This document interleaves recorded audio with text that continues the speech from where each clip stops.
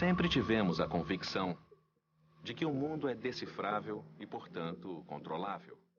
Porque a matemática que governa o mundo nos mostrava isso. Alta ansiedade. A matemática do caos.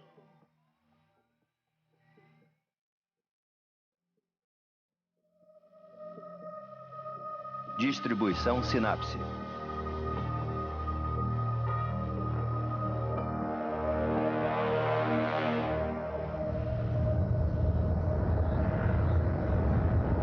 Mas o que acontece quando essa certeza nos é tirada? Quando a matemática começa a nos dizer que talvez o mundo não seja tão previsível e controlável como pensamos um dia? Que nossas antigas certezas podem estar erradas? Mercados financeiros em todo o mundo estão em ebulição esta tarde com o colapso de mais um banco. E quando os desastres de hoje começam a criar medos sobre o amanhã? Há um conhecimento crescente do fato de que o mundo no qual vivemos é imprevisível, caótico.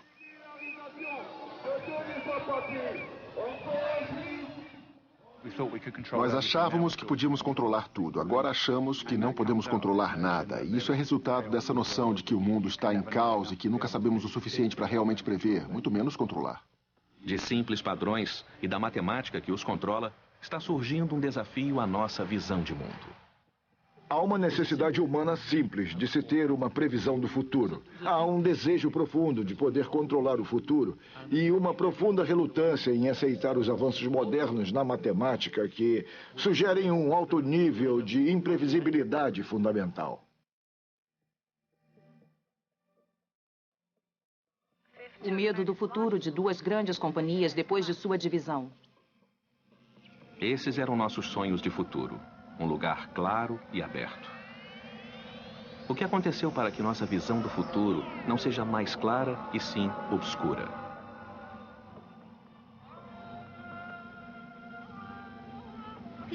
As pessoas estão muito preocupadas e muito deprimidas sem ter para onde ir. Onde tudo isso começou? Qual é a resposta? Parece algo grandioso, um efeito global. Você tem ataques de ansiedade, pesadelos. Quem é o culpado disso? Será que alguém pode me dizer? A principal experiência psicológica da ansiedade é um medo de que algo terrível vá acontecer, uma apreensão e uma incerteza. Esse documentário é uma história sobre essa ansiedade e sobre a matemática que a criou. Estamos no meio de uma enorme mudança cultural. Apenas 50 anos atrás, especialistas tinham todo o vocabulário para descrever um mundo que hoje parece bem estranho para nós. Eles falavam em uma economia de comando e controle, em engenharia do clima, em planejamento central. Ninguém hoje acha que o mundo pode ser descrito em tais termos. Hoje somos muito mais propensos a falar em desordem, instabilidade, turbulência, ponto de virada, efeito borboleta. Esse é o vocabulário que veio da matemática para nós nos últimos 50 anos. É essa matemática que está prestes a alterar totalmente o nosso entendimento da natureza fundamental do mundo em que vivemos. E eu acredito que ela nos dá um novo vocabulário para falarmos de nossas ansiedades a respeito desse mundo.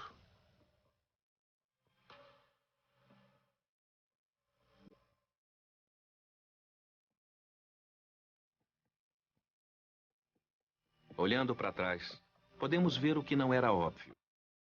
Essas descobertas matemáticas um dia destruiriam a visão otimista do mundo e nos deixariam na ansiedade de hoje.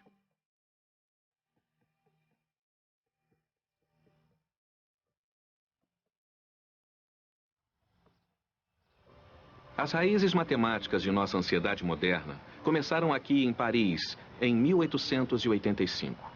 A cidade se preparava para comemorar a visão otimista de mundo da ciência e da razão. Houve uma grande exposição para celebrar o progresso e a democracia. Era o centenário da República. E acima disso tudo, estava a construção mais alta do mundo. Um símbolo de tudo que eles acreditavam. Um perfeito hino em ferro. A visão do mundo racional e ordenada da ciência de Newton. A matemática de Newton descreve um lugar que segue regras claras de causa e efeito, tornando-o previsível e, portanto, controlável. Nas mãos de um dos maiores seguidores de Newton, o matemático francês e ateu Pierre-Simon Laplace, ela se tornou um grupo de crenças sobre a natureza de tudo. Uma crença quase religiosa de que o mundo poderia ser entendido como uma máquina.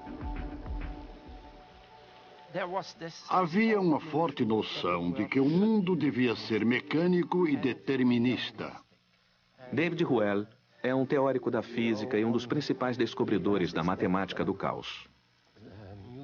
Newton e Laplace viam o mundo como uma máquina.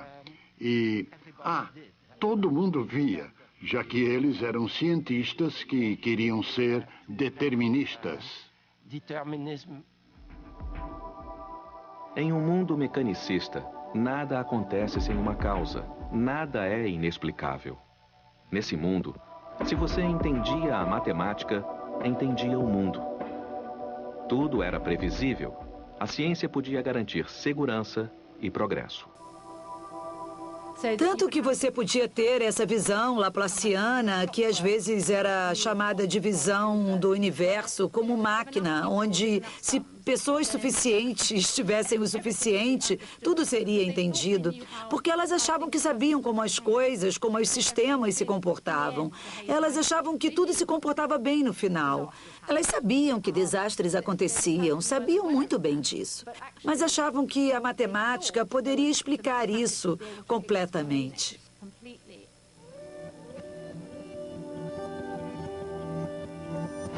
E foi isso que, no fim, corroborou o otimismo e fez o futuro parecer tão claro.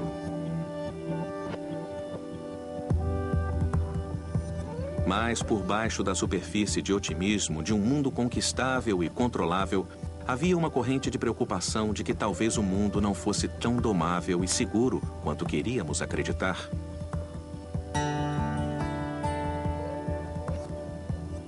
Bem no coração da mecânica de Newton, estava um problema que, se não pudesse ser resolvido, colocaria em perigo a crença de que tudo era matematicamente previsível. Tinha a ver com uma questão que Newton teria resolvido completamente: as órbitas do sistema solar.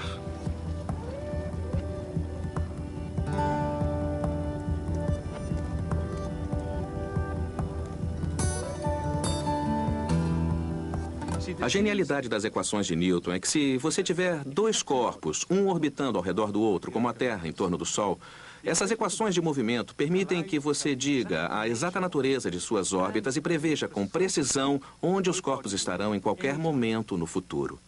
O que Newton e Laplace diziam era que, se você fizer o cálculo, pode prever tudo sobre o universo. Já que há uma solução, você pode me dizer, eu queria saber onde aquele corpo vai estar em determinado horário. E pode ser qualquer hora no futuro ou qualquer hora no passado. Eu posso calcular o tempo que você quer e vou ter uma resposta. Os cálculos vão me dar essencialmente as coordenadas e a velocidade daquele corpo. A mesma matemática que governou as órbitas dos planetas também governou o movimento aqui na Terra. Esse foi o início da ciência de Newton, onde, se dois objetos começam em órbitas quase idênticas, eles podem continuar em órbitas quase idênticas. A diferença entre elas nunca mudaria. Então, se você soubesse a órbita de um, poderia prever a órbita do outro. E em teoria, tudo bem. Na prática, o que acontece é que, assim que você junta mais um corpo, somente 3, de repente, não se consegue resolver as equações e não se pode prever nada.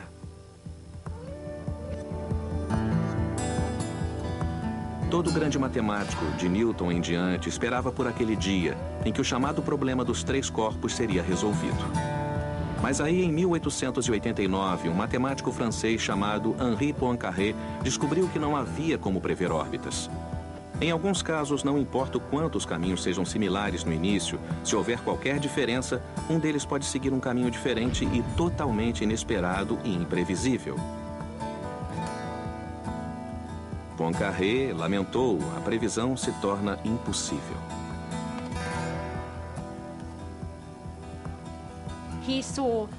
Ele viu algo se comportando de uma maneira que ele não esperava e percebeu que tinha a ver com as condições iniciais e com o que hoje chamamos de suscetibilidade às condições iniciais. E é isso que é inesperado. Se você mudar uma coisinha qualquer, pode ter uma enorme diferença no resultado. Foi aí que ele descobriu o que agora chamamos de caos matemático. Poincaré enxergou uma profunda verdade sobre os planetas e suas órbitas. O que o incomodou foi perceber que esse comportamento imprevisível podia estar presente em toda a natureza. Ele percebeu que uma pequena mudança, não mais que o bater das asas de uma borboleta, pode ser o suficiente para criar uma tempestade onde nada foi previsto. Esse era um mundo bem diferente do mundo de Newton. Acho que o interessante é o fato dele ser ele mesmo. Até Poincaré, o maior matemático da época, estava imerso naquela visão, achando que todas as coisas se encaixariam e que tudo no final se comportaria adequadamente. E ficou horrorizado quando descobriu como esses resultados funcionavam para que pudéssemos ter o que hoje chamamos de comportamento caótico. Foi bem chocante para ele.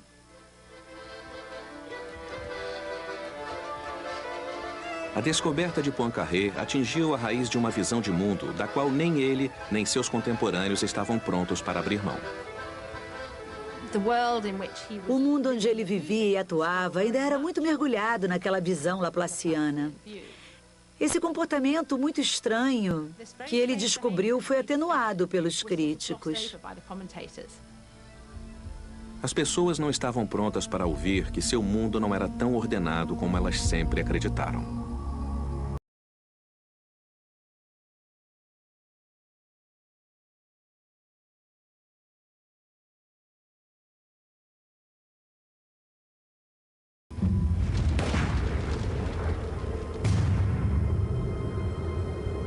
Foi uma pequena alteração que iniciou uma tempestade incontrolável.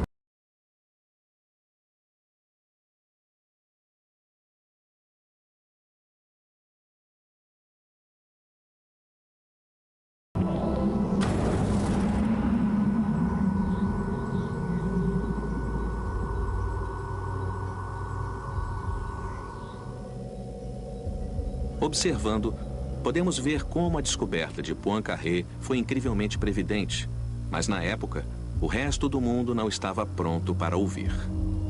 Todos ainda estavam determinados a acreditar que viviam em um mundo newtoniano, onde até a complexidade das relações humanas podiam ser previstas e a guerra poderia acabar no Natal.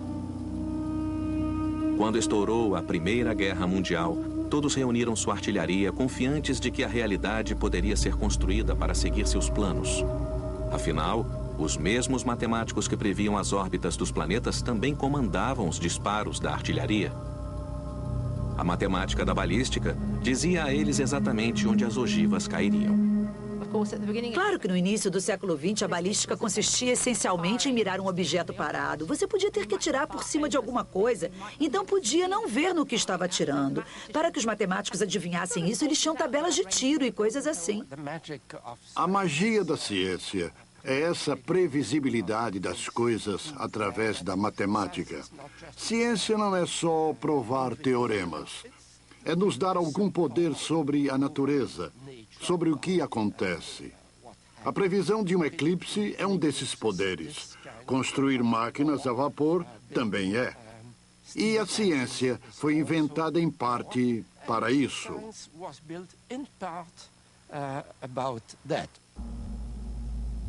A tragédia da guerra foi que, independente de toda a carnificina, eles acreditavam que havia não só uma ciência de balística, mas uma ciência da guerra.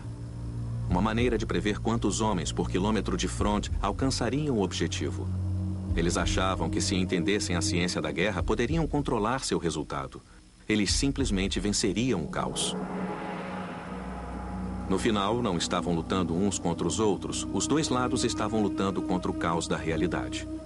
No final, o caos venceu todos eles e 10 milhões de homens morreram.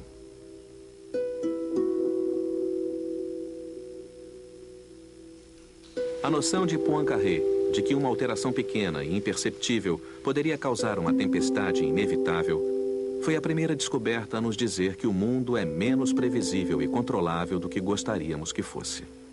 Essa é uma das raízes matemáticas da ansiedade moderna.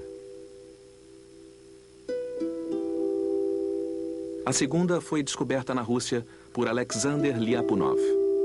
Ele estudava a transição da estabilidade para a instabilidade nos fluidos, mas fez isso durante os grandes levantes da Primeira Guerra e da Revolução Russa.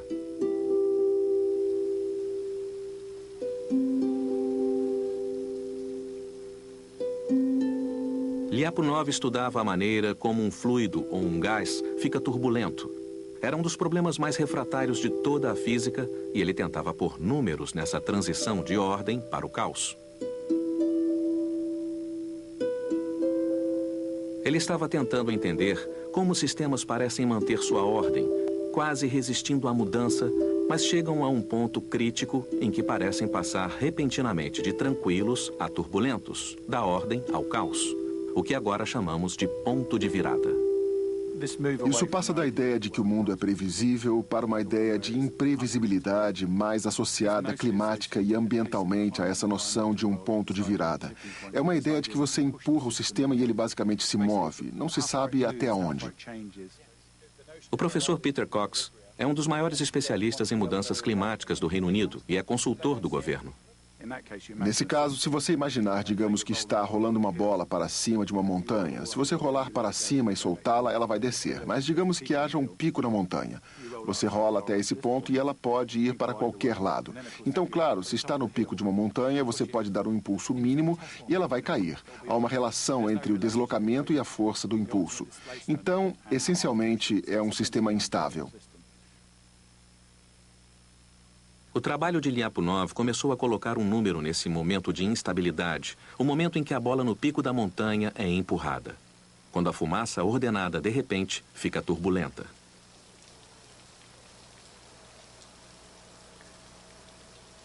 A maioria das pessoas considera que o perigo é cair da montanha. Isso é o equivalente a um ponto de virada. É onde o sistema muda e você não pode recuar.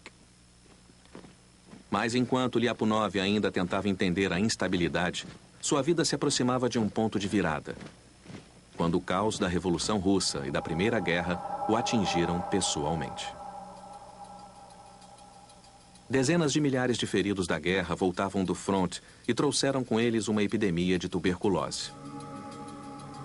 Quando sua esposa foi infectada, Lyapunov tentou desesperadamente salvá-la. Mas em 31 de outubro de 1917, ela morreu em seus braços.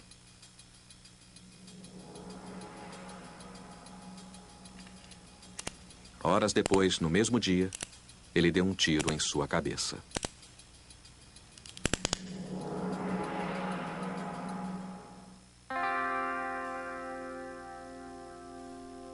Poincaré descobriu que nosso mundo pode não ser tão previsível e controlável quanto pensávamos. O trabalho de Lyapunov pôs um número no momento de transição entre a ordem e o caos e abriu a porta para a ideia moderna do ponto de virada. Eles tinham descoberto o que seria o início de um novo e profundo entendimento do mundo, de que o caos é uma parte do sistema, não só de seu colapso. Mas Lyapunov estava morto. Poincaré nunca levou seu trabalho adiante e o resto do mundo queria acreditar que o caos e a imprevisibilidade eram apenas um pesadelo do qual poderíamos acordar. Ficamos no ponto em que um entendimento mais claro surgia, mas não saímos dele. A guerra sacudiu nossa antiga fé e, de alguma forma, ela precisava ser renovada. E para fazer isso, um novo ícone de fé precisava ser encontrado. A linha de montagem de Henry Ford foi esse ícone. Ela se tornou o símbolo e o meio pelo qual poderíamos criar um mundo de estabilidade, previsibilidade e prosperidade.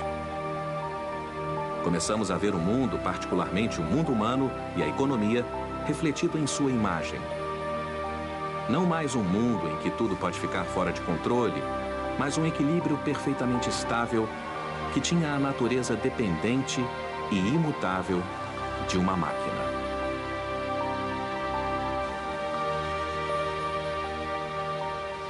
E eles voltaram à física clássica. aos sistemas de equilíbrio, onde, pode-se dizer, há um limite fixo de atuação. Professor Paul Ormerod foi diretor de economia do Centro Henley para estimativas durante uma década e hoje é um respeitado escritor e consultor. Eles usaram a matemática para tentar explicar e racionalizar uma teoria muito elaborada de como a economia poderia realmente mover recursos de maneira mais eficiente. Mas eles se concentraram em recursos fixos e num conceito de equilíbrio que pegaram emprestado da física clássica anterior às descobertas de Poincaré.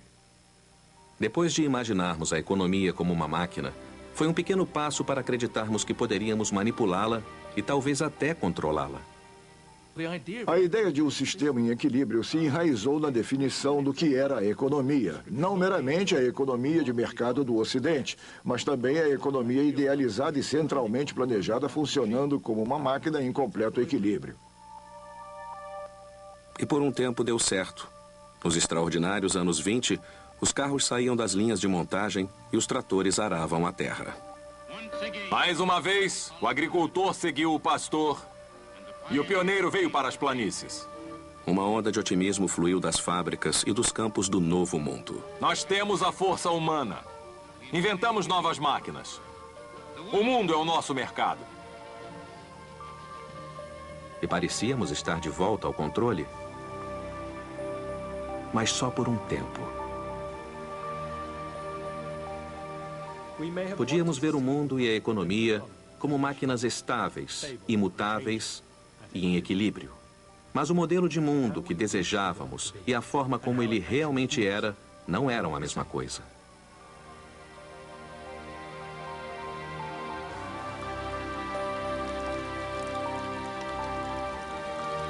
Essa é a imensa fábrica da Fisher Car Body em Detroit. Um dia ela foi parte da aparentemente indestrutível indústria automobilística americana, parte dos bons tempos que achávamos que nunca terminariam. Mas em 1929, eles terminaram. E o vento ainda sopra e o sol ainda queima a terra. Devemos praticar o controle e a conservação se quisermos salvar os grãos que ainda resistem. Sem aviso, o mundo alcançou não só um, mas 2 pontos de virada. O clima e a economia deram uma guinada sem causa óbvia do equilíbrio para o caos. Os pesadelos da Grande Depressão e da tempestade de poeira nos atingiram. A Grande Depressão dos anos 30 foi um problema para a economia do equilíbrio. No mercado de trabalho, as contratações e demissões de pessoas não estavam em equilíbrio porque 1 em cada 4 pessoas não tinha emprego. E isso não foi suficiente para nos fazer abrir mão de nossa fé em um mundo de ordem, equilíbrio e controle. De acordo com a visão de mundo de equilíbrio, nada poderia estar de forma inerente, errado ou instável na economia. As pessoas deviam ter causado aquele colapso.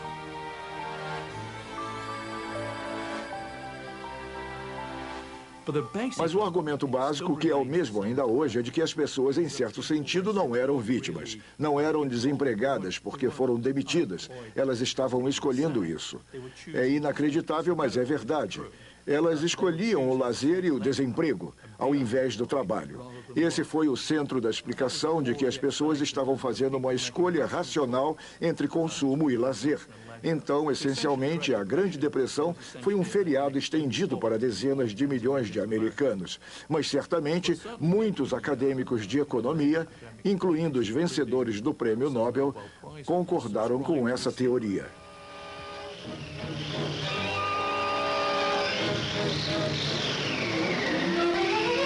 Os especialistas na época achavam impossível imaginar que a tempestade de poeira ou a depressão eram causadas por instabilidades inerentes ou por pontos de virada nos próprios sistemas. Outra década de uso irresponsável e as terras serão realmente o grande deserto americano. Não havia pontos de virada.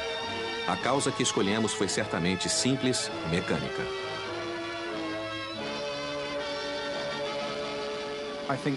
Acho que quando pensávamos de uma maneira mais linear sobre o mundo, tendíamos a olhar para as causas que se encaixavam nos resultados. Se você fala em instabilidade, claro, temos um lápis equilibrado em sua ponta. Não importa que brisa sopre nele, algo irá derrubá-lo. Então você pode dizer, bem, esse redemoinho específico fez a coisa cair, mas o que importa é que ele cairia de qualquer jeito, era instável. Então, quando você chega à visão de um mundo com essas bifurcações, pontos de virada, a casualidade é menos crítica e o sistema vai mudar. Mas enquanto nos adaptamos às mudanças em nosso ambiente, pagamos o preço da insegurança. Apesar de todo o caos e turbulência dos anos 30, apesar das vidas arruinadas e da miséria, economistas e cientistas continuaram a ver o mundo como sempre viram, acreditando que o incontrolável, um dia, estaria sob controle.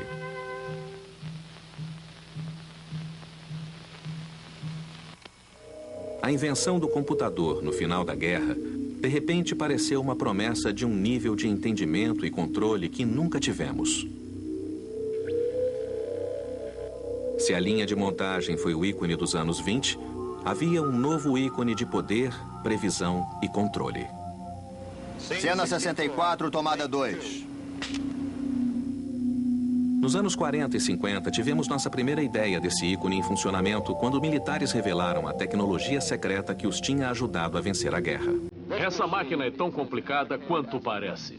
ENIAC, o primeiro computador todo eletrônico e em alta velocidade já construído em todo o mundo. A única diferença entre um ser humano e o ENIAC é que o ENIAC é bem mais rápido. O primeiro emprego que a tecnologia teve foi na antiga tarefa militar de calcular os ângulos, elevações e velocidades das tabelas de tiro. Mas logo ele foi essencial a um novo e assustador poder. Fazemos todas as tabelas de tiro para o Exército e as tabelas de bombardeio para a Força Aérea. Quando uma arma é apontada para o inimigo, nós fazemos computações para dizer aos homens da artilharia como direcionar essa arma para que ela acerte o alvo correto. Os testes foram planejados para observar resultados. Não era somente o cálculo para mira e arremesso de bombas, mas era também a única maneira de fazer os muitos cálculos necessários para se entender a explosão. Então, a tabela de tiro da bomba atômica de 15 toneladas. Diferente da situação, com uma arma de implosão, os cientistas aqui podem observar as bolas de fogo crescendo em um corpo de material fissionável. Ciência não é só provar teoremas para nos dar algum poder sobre a natureza. A velha mágica newtoniana da balística se casou com o poder quase divino da era nuclear. Se pudéssemos controlar esse poder, haveria alguma coisa que não poderíamos prever ou controlar?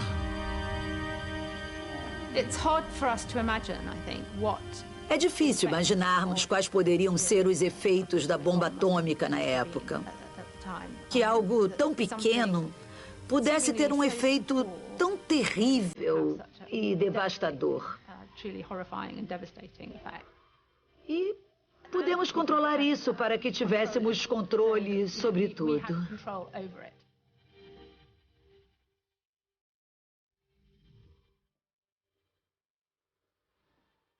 A era nuclear trouxe medos, mas também uma sensação de tremendo poder e possibilidades. Acho que houve um pico de otimismo em relação ao que acreditávamos que a ciência e a tecnologia poderiam fazer. Provavelmente no meio do século XX, nos anos 50. E eu suspeito que estava associado ao desenvolvimento tecnológico, mas também ao otimismo cultural que veio depois da Segunda Guerra Mundial. A ideia era de que a tecnologia resolveria muitos dos problemas que tínhamos antes. Nos anos 50, o futuro seria uma utopia planejada de bulevares amplos e arranha-céus brilhantes, onde poderíamos ser felizes e prósperos. E o motor dessa nova prosperidade e nova certeza era o computador. Como o telescópio nos deixou ver os céus e o microscópio nos deixou ver os blocos construtores da vida, o computador prometeu nos deixar ver e talvez controlar outra dimensão, o futuro. James Lovelock lembra desses tempos estonteantes. Havia aquela sensação maravilhosa de certeza, sobretudo naqueles dias. Olha o que temos. O futuro é incrível e podemos fazer todas essas coisas. Foi maravilhoso. Tudo era tão simples e tão possível. O céu era o limite. De repente, podíamos fazer cálculos que a mente sozinha nunca pôde fazer. Resolver problemas que nunca resolvemos. Era só construir um computador maior e até o imprevisível seria previsível. Nada de tempestades de poeira. Agora poderíamos prever e controlar o clima. Chega de colapsos econômicos. Com o poder de cálculo do computador, os políticos acreditaram que poderiam prever e controlar a economia, afetando as vidas de milhões. Eles acreditavam que finalmente agora, com o poder do computador, saberiam a teoria, saberiam das ferramentas estatísticas para, de uma vez por todas, entender como a economia realmente funcionava. Políticos acreditavam que essas eram as leis da economia, da mesma maneira que há leis da física.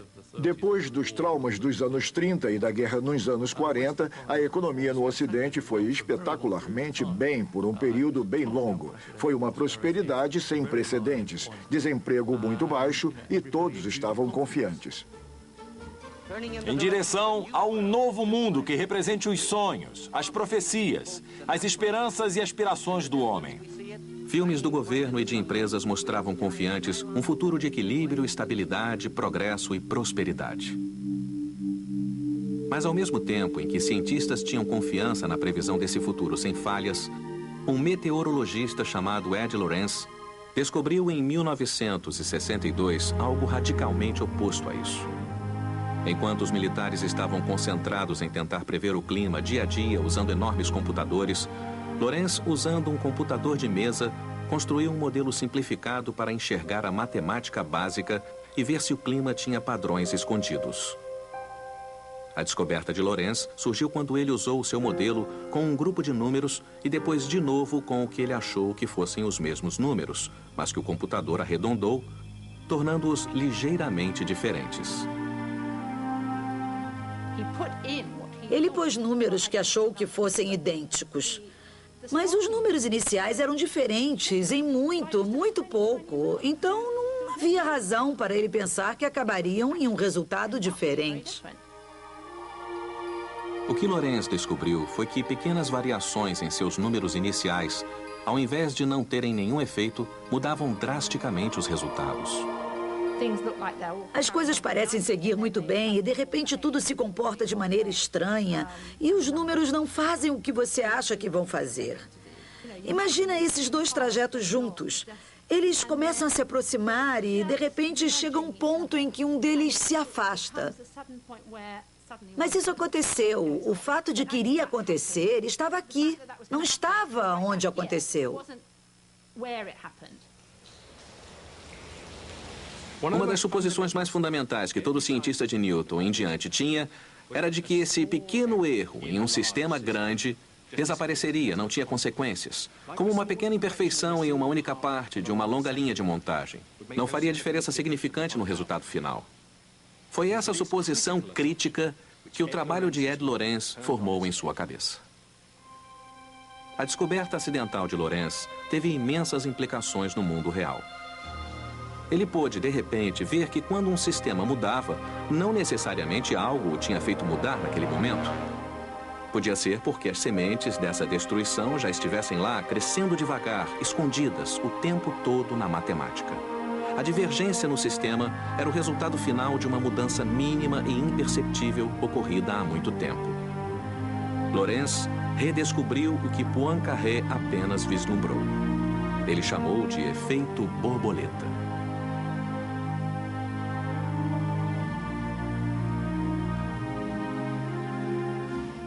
Então, se uma borboleta bate ou não suas asas, o efeito vai ser muito pequeno no início.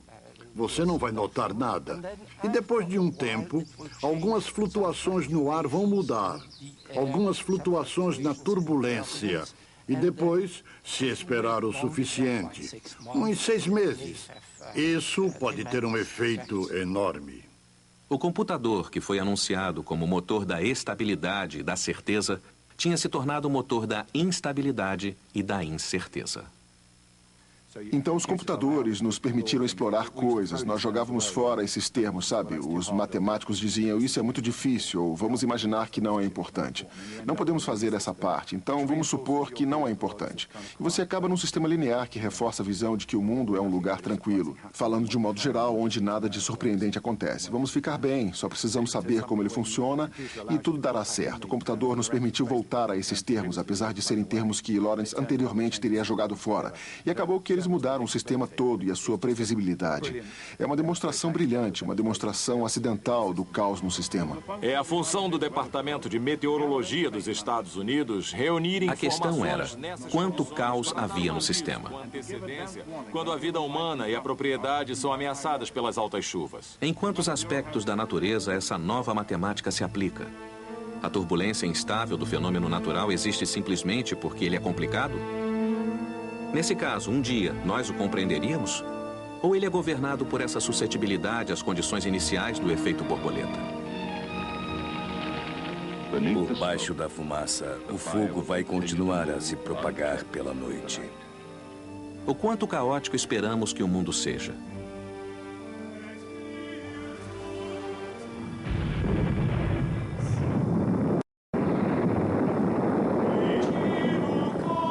No final dos anos 60, de repente essas pareceram ser questões bem pertinentes. Nesses tempos turbulentos, como Lyapunov foi levado a estudar a instabilidade durante a Revolução Russa, o matemático David Ruel foi levado a estudar o início da turbulência.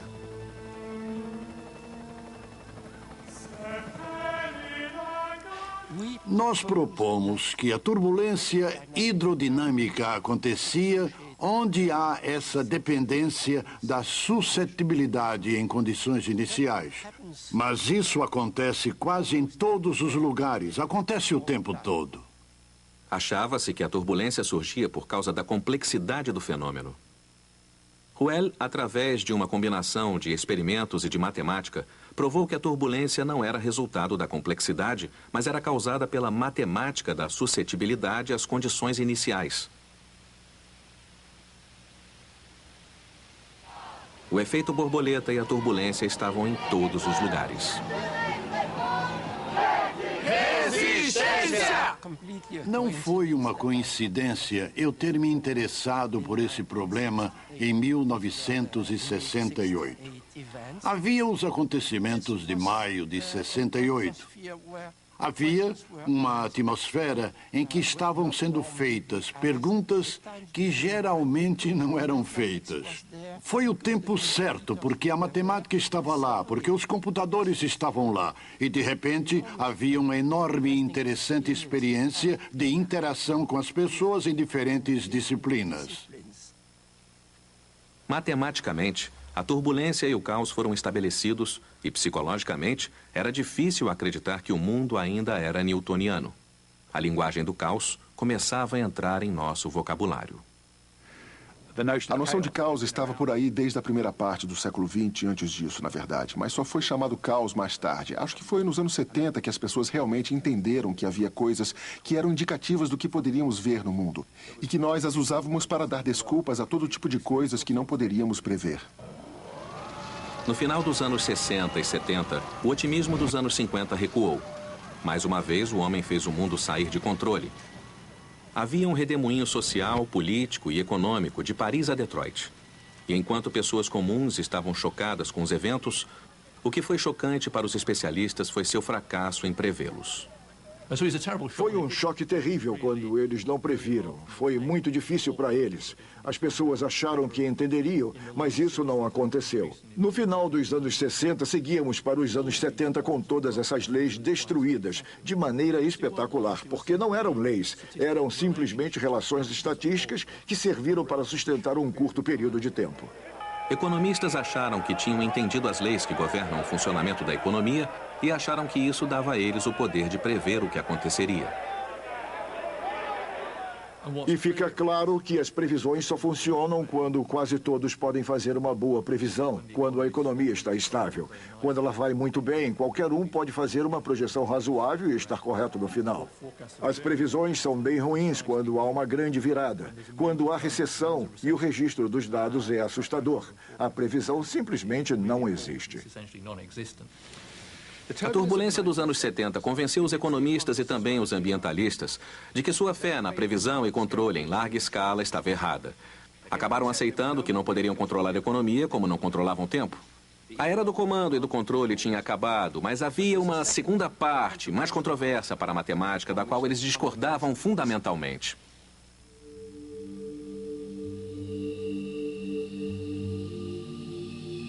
Ruel e outros descobriram que mesmo sistemas muito simples, como pêndulos movidos por motor ou pêndulos duplos, onde dois osciladores estão conectados, podiam chegar a um comportamento caótico altamente complexo.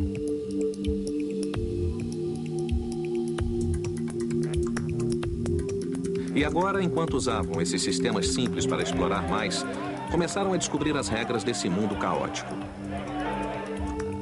Eles descobriram que quanto mais conectados e interligados os sistemas se tornassem, eles estariam mais propensos a se tornarem caóticos e turbulentos. E quanto mais se pressionasse o sistema, mais rápido ele giraria e mais caótico ele se tornaria.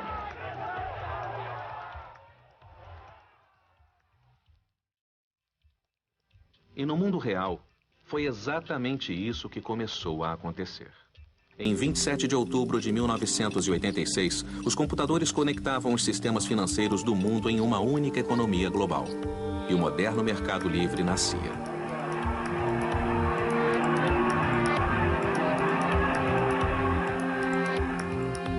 Houve uma falta de confiança no planejamento do que viria, na ideia de que você poderia descobrir essas relações. E logo muito ceticismo veio dos políticos quanto à ideia de que poderíamos de alguma forma quantificar isso.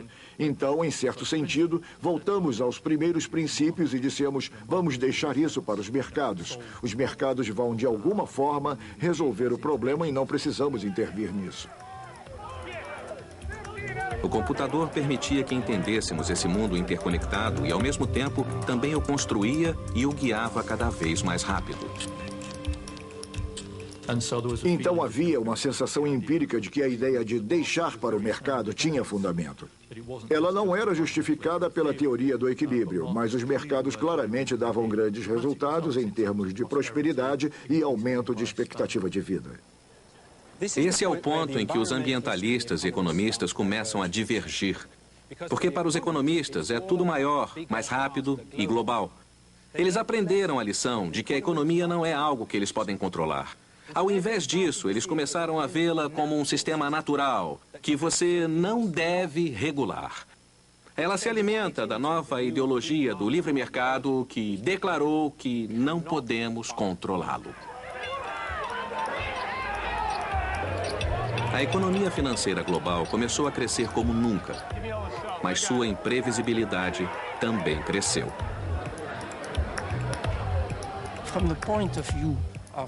Do ponto de vista da estabilidade, do controle, da previsibilidade, é uma má ideia levar um sistema ao seu limite, aquecer a atmosfera, fazer mais, colocar mais complicações na economia. Eu acho que a questão do crescimento, obviamente, está no centro da economia, mas também está no centro do problema do clima. Quanto mais você mexer com um sistema não linear, é mais provável que ele se torne caótico. Os registros dos meteorologistas nos dão motivos para preocupação. No momento em que temos economia, nos esquecemos do meio ambiente. Aí vem a mudança ambiental, a mudança climática, que é provocada pelo homem, mas que não reage diretamente nele. Isso bate de frente com o funcionamento do mundo e, eventualmente, seu crescimento econômico pode ser detido pelos impactos causados no ambiente, porque o ambiente é a fonte da sua riqueza. Ignorando os avisos da nova matemática, nós carregamos o sistema com tudo. Os economistas do livre mercado nos asseguraram que podíamos simplesmente deixar os mercados com sua própria aparelhagem e eles magicamente encontrariam um equilíbrio natural. Os modelos empíricos que os economistas usam para fazer previsões econômicas que interessam ao público em geral, de certa forma, eles são retrocessos. São dinossauros dos modelos dos anos 60, quando pareciam funcionar. Eles ainda buscam, até hoje, regularidades empíricas que acreditam que irão permitir previsões bem-sucedidas da economia. Um estalo, uma pequena dica e podemos descobrir qual é essa lei. E as previsões ainda dependerão da mesma aproximação e isso não funciona agora. Nunca vai funcionar. Vivemos em um mundo que cada vez mais se distancia de tudo que seja equilíbrio ou um estado estático. Você quer ter crescimento agora, 2, 3% mais. E isso é um crescimento exponencial, algo que sabemos que não pode durar para sempre.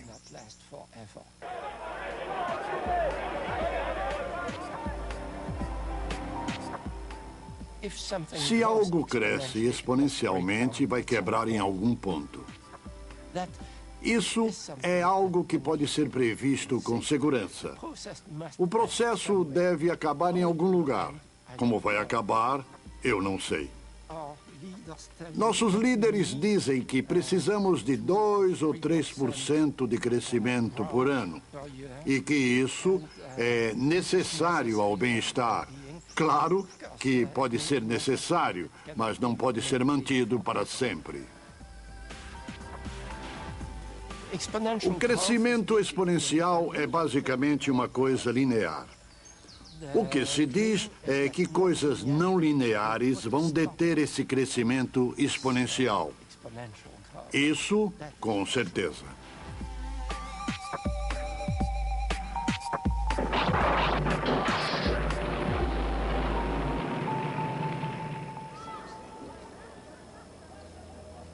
Por mais de um século, nós não quisemos ouvir que as promessas de previsão e controle podiam ser quebradas. Nem mesmo quisemos admitir a evidência diante de nossos próprios olhos.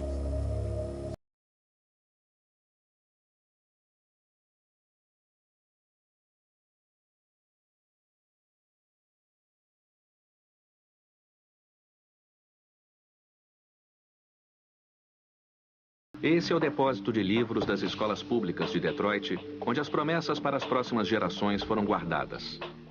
Foi isso que aconteceu a elas. Árvores crescendo nas ruínas apodrecidas dos sonhos do passado.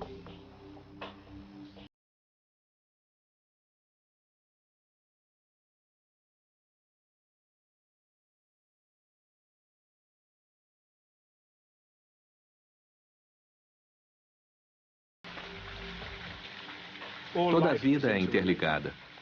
Estamos presos em uma inevitável rede de reciprocidade, amarrados em um único fio do destino. O que afeta diretamente a um, afeta indiretamente a todos. Enquanto houver pobreza no mundo, nenhum homem pode ser totalmente rico, mesmo se tiver $1 bilhão. Martin Luther King, 1961, O Sonho Americano.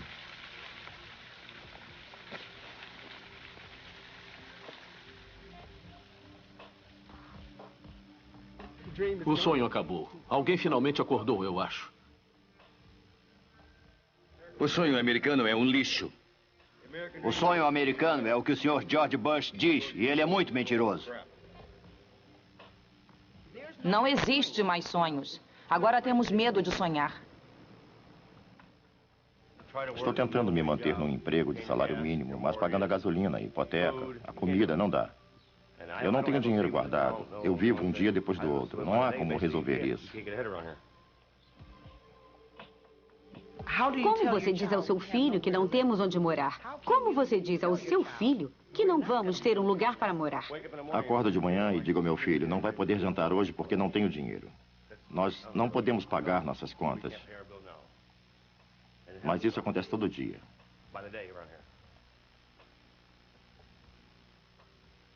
Porque ele está sendo expulso da casa? Ah, não dá para entender. Ele não ganha dinheiro suficiente. Isso é o fim da linha. O aluguel. Você não falta com o aluguel. O aluguel falta com você. Você atrasa o pagamento e eles cobram multa pelo atraso. Eu não tenho dinheiro. Como você vai me cobrar pelo atraso? Eu não tenho dinheiro e pago multa. Isso não faz sentido nenhum para mim.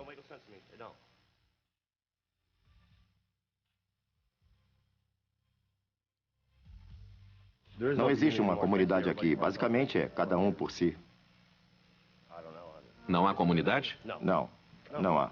Como pode haver uma comunidade? Olha, essa está vazia, essa está vazia, essa está vazia. Cadê a vizinhança? Não existe mais. Tem 2 na esquina. Uma ali, 4 lá, pula 2 casas. As próximas 3 estão vagas. Do outro lado da rua tem mais. Então, esta área foi muito atingida.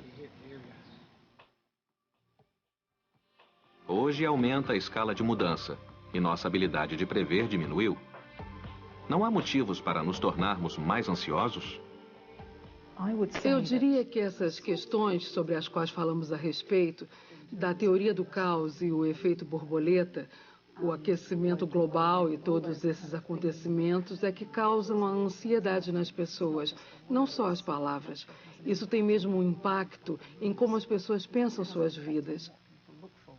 Tem um efeito no que as pessoas vão buscar nas suas vidas e em como elas vão dirigir seus pensamentos e ideias sobre si mesmas e sobre o que podem ou não controlar. O que me preocupa é que é um vocabulário bem nihilista. Ele não dá às pessoas a sensação de que há algo que elas possam fazer.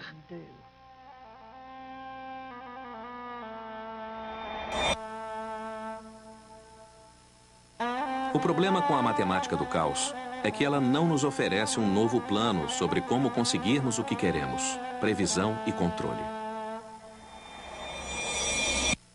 Ela tira o que queremos acreditar, nos nega os velhos ícones de salvação, de liberdade através do crescimento e não nos dá nada confortante em troca.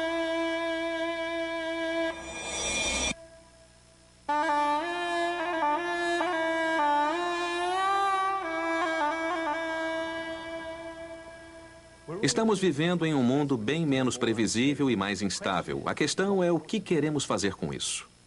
Por um lado, os economistas insistem que porque não podemos regular e controlar a economia como achávamos que podíamos, nossa única salvação é obedecer ao mercado e seguir com o crescimento. Qualquer outra coisa, eles insistem, levará ao caos econômico e ao colapso. Por outro lado, os ambientalistas dizem que é exatamente esse crescimento econômico desenfreado que vai impulsionar os sistemas naturais do mundo para seu próprio caos e colapso, dos quais não haverá volta.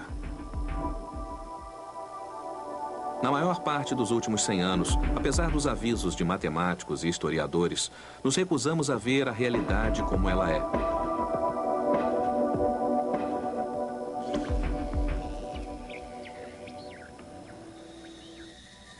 Essa é uma imagem gerada pelos matemáticos dessa realidade.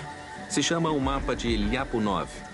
Ele mostra não a realidade ordenada e previsível que sempre quisemos, mas uma instável e caótica. É o trabalho original de um descendente distante de Lyapunov. Os mapas mostram as regiões de estabilidade e outras de caos em um sistema. Entre elas, há pontos onde o sistema pode ir de um a outro abruptamente.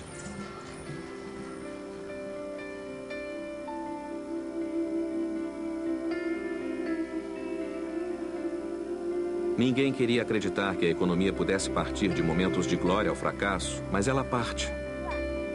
Ninguém quer acreditar que o clima pode estar se aproximando de sua própria catástrofe, mas quando isso acontecer, ele afetará a todos nós, os ricos, os pobres, os culpados e inocentes.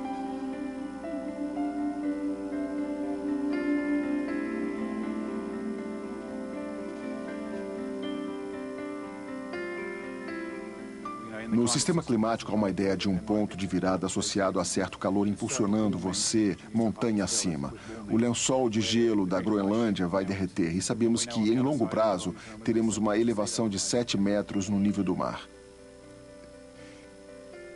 Em outros pontos de virada, por exemplo, há a possibilidade de que a floresta amazônica seja fortemente afetada pela mudança climática, que pode ser bem rápida, associada a incêndios e coisas assim.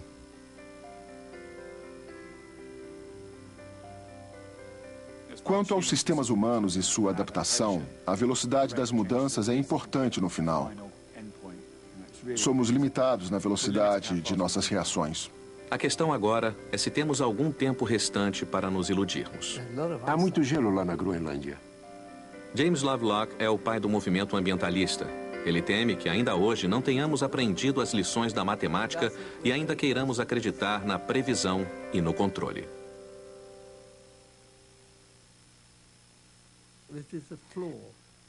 Essa é uma falha dos grandes modelos climáticos que temos no momento. Todos eles sugerem que se você puder reduzir o dióxido de carbono, trouxer de volta, estabilizá-lo em algum nível, tudo vai ficar bem. Poderemos lidar com a situação. Acho isso uma loucura.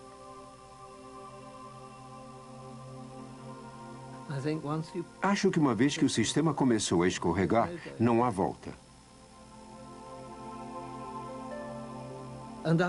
E eu penso nisso nem tanto como ponto de virada, mas como um declive que fica cada vez mais íngreme em algum ponto e fica tão íngreme que você não aguenta mais.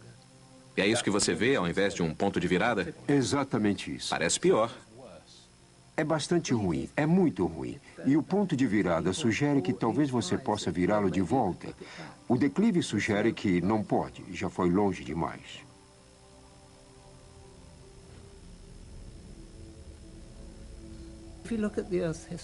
Se olhar a história do mundo, o clima é mais ou menos estável em algum ponto. Ou é muito frio, como era na Era do Gelo, e depois chega a um ponto em que escorrega, e aí sobe para um nível estável, interglacial. Ela também subiu no passado para outro nível estável, um estado de calor.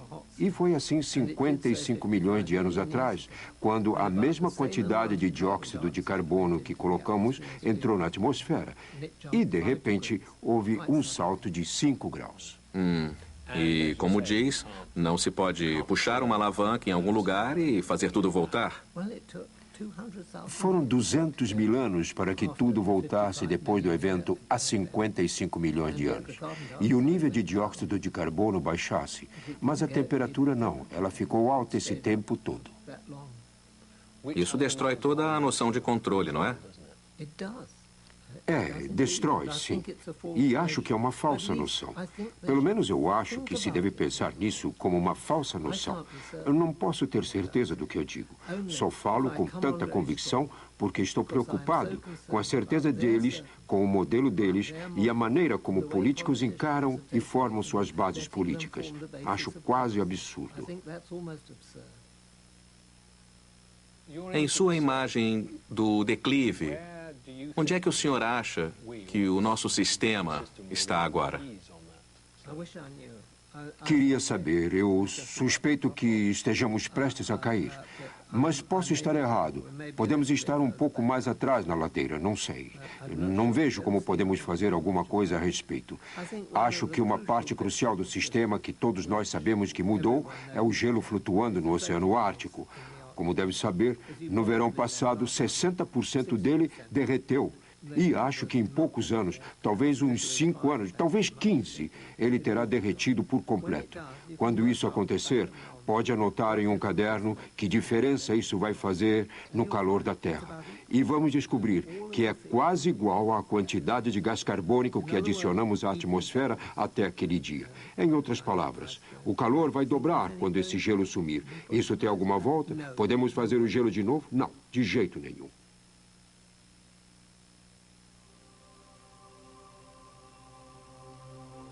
Não podemos voltar no tempo. Não podemos consertar o que já está errado. Ainda estamos a caminho do caos, mas estamos em uma posição em que há futuros possíveis. Só que dessa vez, tivemos centenas de anos para aprender as lições matemáticas. Talvez dessa vez possamos fazer o que não pudemos antes. Encarar a realidade como ela é, porque essa realidade está diante de nós.